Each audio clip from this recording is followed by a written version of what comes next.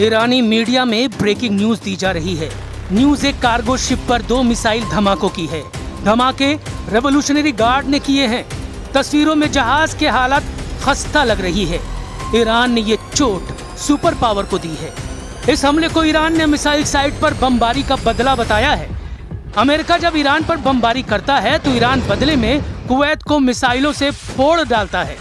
Trump जब Iran navy को दहलाते हैं तो रेवोल्यूशनरी लड़ाके हॉर्मुज में तेल जहाजों को आग लगाते हैं। लेकिन अब ईरान, अमेरिका, इजराइल के बारूदी टकराव का एपिसेंटर है लेबनान।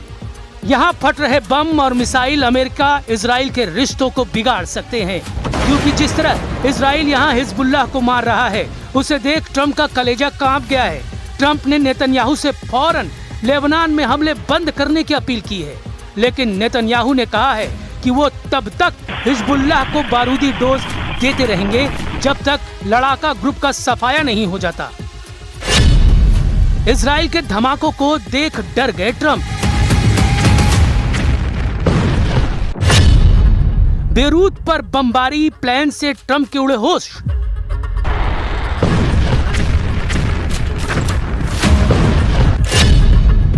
ट्रंप ने कहा, बीबी तुमसे सब नफरत करते हैं।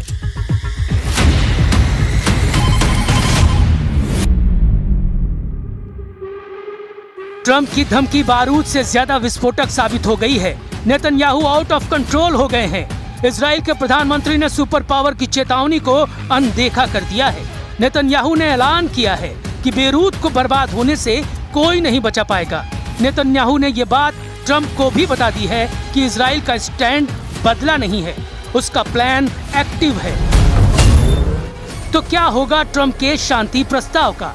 क्योंकि ईरान ने कहा है कि अगर अब लेबनान पर एक भी बम फटा तो तेल अवीव में मिसाइलों की आंधी आएगी।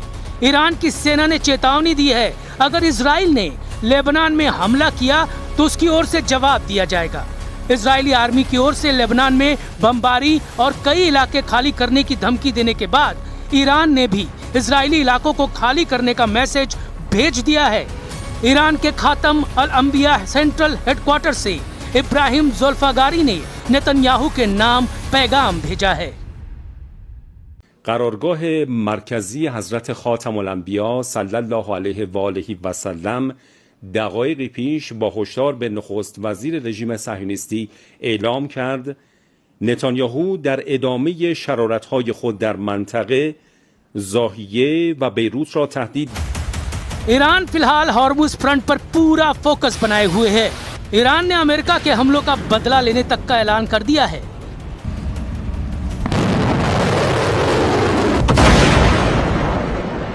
वही तेवर, वही तेजी, वही स्टाइल, धमाके दर धमाके, मिसाइलों के, रॉकेट के, फास्ट बोट का एक्शन, रेवोल्यूशनरी फाइटर्स का दबदबा। ईरान ने अमेरिकी गुरूर को फिर से तोड़ दिया। अब की बार ये बताकर मारा है कि ईरान की हद में जो आया उसका सफाया तय है। ईरानी मीडिया रिपोर्टों के मुताबिक रेवोल्यूशनरी लड़ाकों ने पनामा के झंडा लगे एक जहाज को क्रूज मिसाइल से धुआं कर दिया है। असल में यह कार्गो जहाज अमेरिकी कंपनी MSC सरिस्का V का है, जिसे ओमान के तट पर करीब ईरानी युद्धपोत पर हमले के बदले में ईरान ने मिसाइल से दहलाया है। इससे पहले 1 जून को अरब सागर से गुजर रहे एक कार्गो शिप पर मिसाइल से हमला हुआ, जिससे इराक के तट पर एक बड़ा विस्फोट हुआ। ये मिसाइल हमला इराक तट पर कसर से लगभग 40 समुद्री मील साउथ ईस्ट में हुआ था। समुद्री सुरक्षा एजेंसी ने बताया कि टक्कर के बाद एक जोरदार विस्फोट हुआ। यूके MTO ने मिसाइल हमले से प्रभावित जहाज की जानकारी साझा नहीं की है। इधर ईरान ने अमेरिका के साथ सभी तरह के संपर्क रोकने की बात कह दी है।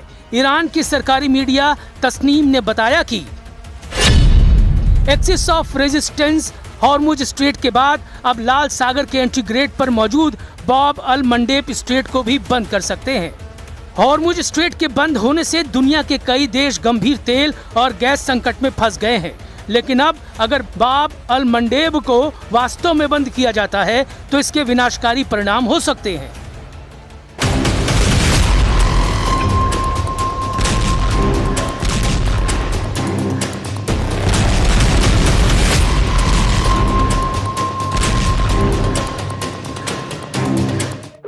ईरान ने दूसरा ऑयल रूट बंद किया तो हाहाकार मचना तय है, क्योंकि बाब अल मंडेब को गेट ऑफ टीयर्स यानी आंसुओं का द्वार भी कहा जाता है।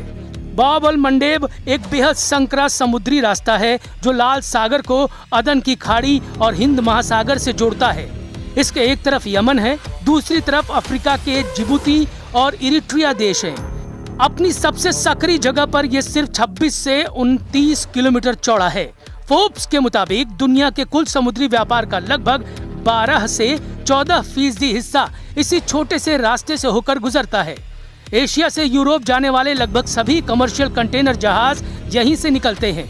खाड़ी देशों से यूरोप और अमेरिका जाने वाले तेल और लिक्विफाइड नेचुरल गैस के टैंकर इसी रास्ते का इस्तेमाल करते हैं। यहाँ से रोजाना लगभग 40 से 50 लाख बैरल कच्चा तेल गुजरता है। इसलिए अगर ईरान वाकई इसे बंद करता है तो ऐसा कर वो पूरी दुनिया को रुला सकता है। हॉर्मुज और बाब अल मंडेब दोनों के बंद होने का मतलब होगा कि दुनिया की कुल तेल और गैस सप्लाई का 25% हिस्सा पूरी तरह से लॉक हो जाएगा। हॉर्मुज स्ट्रेट में ईरान की मंजूरी के बिना घुसना मना है। अब दूसरे तेल गलियारे में बैरियर लगाकर रेवोल्यूशनरी लड़ाके ट्रम्प से बराबरी की डील की मांग कर रहे हैं। ईरान की बारूदी फास्ट बोट पहरेदारी कर रही है। जिस भी जहाज पर शक होता है उसे रेवोल्यूशनरी लड़ाके रॉकेट धमाकों से ब्रेक लगा दे रहे हैं। लेकिन अमेरिका कितनी देर शांत रहेगा? ट्रम्प कब तक युद्ध समझौते का इंतजार करेंगे? क्योंकि लेबनान में ट्रम्प की कही बात सच साबित नहीं हो रही है। बेरूत को इजराइल ढहाने के मिशन को ऑन कर चुका है। ईरान कह रहा है लेबनान में जब तक हमला होगा कोई समझौता नहीं हो सकता।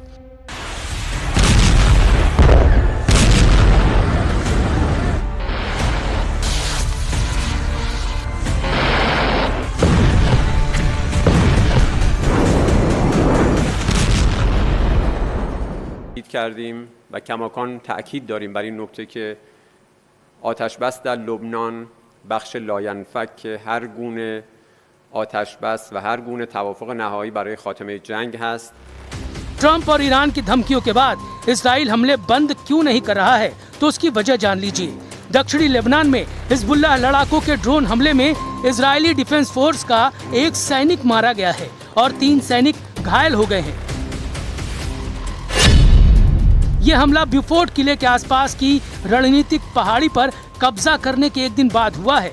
मारे गए सैनिक की पहचान 20 साल के स्टाफ सार्जेंट एडम जारफती के तौर पर हुई है, जो इजराइल डिफेंस फोर्स की कमांडो ब्रिगेड की मैगलन यूनिट में तैनात थे।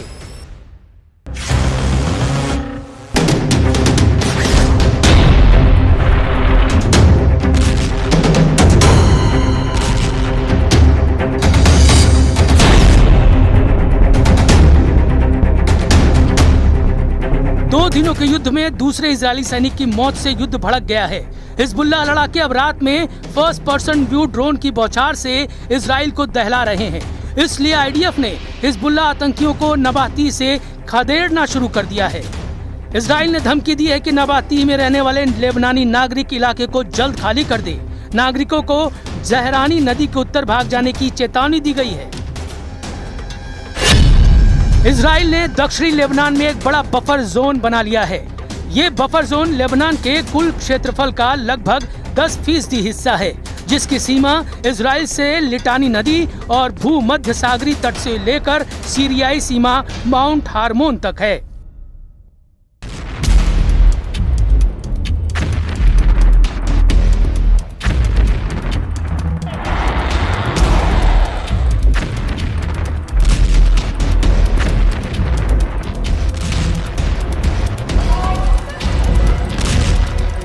हालांकि हिजबुल्लाह के गढ़ कहे जाने वाले बेरूत में अब भी लड़ाका ग्रुप का कंट्रोल है।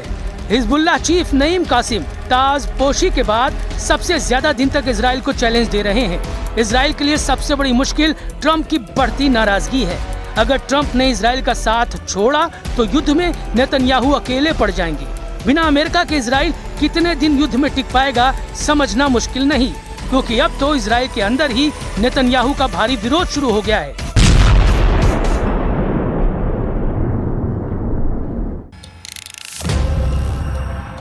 एक तरफ दक्षिण लेबनान में इजराइल नए नए किले फतह कर रहा है। दूसरी तरफ उन किलों पर कब्जा जमाए रखने के लिए नेतन्याहू के सामने सैनिकों का संकट खड़ा हो गया है। इजराइल के कंट्रोल वाले पश्चिमी यरूशलेम में कोहराम मचा हुआ है।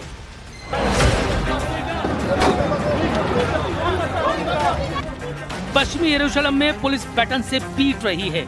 ये हंगामा करने वाले हैं हारेदी प्रदर्शनकारी। इन्होंने सेना में भर्ती के खिलाफ मोर्चा खोला हुआ है। हारेदी यहूदियों की रैली नेतन्याहू को बार बार चैलेंज कर रही है।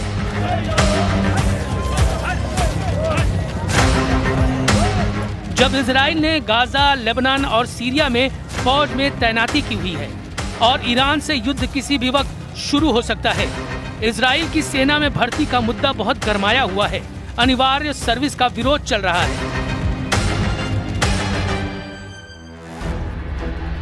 इस विरोध का सेंटर पॉइंट वो हारेदी यहूदी समुदाय है जो नहीं चाहता कि उस पर सेना में अनिवार्य सर्विस का दबाव डाला जाए। इसी डिमांड के साथ हजारों लोग यरूशलेम में इकट्ठा हुए। इजराइल में नेतन्याहू को हिजबुल्लाह और हमास से इतनी बड़ी टक्कर नहीं मिली जितना इजराइल के अंदर हारेदी समुदाय का विरोध उनके लिए मुसीबत बन चुका है। भ्रष्टाचार के मुकदमों के अलावा अब ये भीड़ नेतन्याहू पर आग बबूला है। ये लोग युद्ध में नहीं जाना चाहते। हारेदी यहूदियों की दलील है कि पवित्र किताब तोरा का अध्ययन इजराइल की हिफाजत करता है। ऐसा करना उनकी ही जिम्मेदारी है, इसलिए उन्हें फौज में भर्ती से छूट मिलनी चाहिए। हारेदी यहूदियों का मानना है कि सेना का माहौल उनके धार्मिक नियमों से अलग है, जहां पुरुष और महिलाएं साथ रहते हैं। खाने पीने के नियम भी ऐसे हैं जो उनकी प्रार्थना के नियमों से मेल नहीं खाते। हारेदी यहूदी समुदाय इजराइल देश की स्थापना को भी सही नहीं मानता। ऐसे में हारेदी युवाओं की धार्मिक आस्था कमजोर होती है।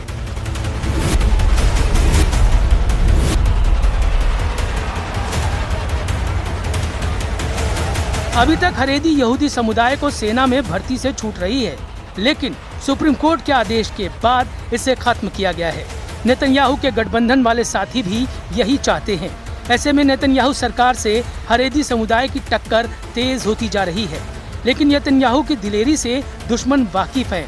फाइटर लीडर कभी भी मुश्किलों से घबराते नहीं।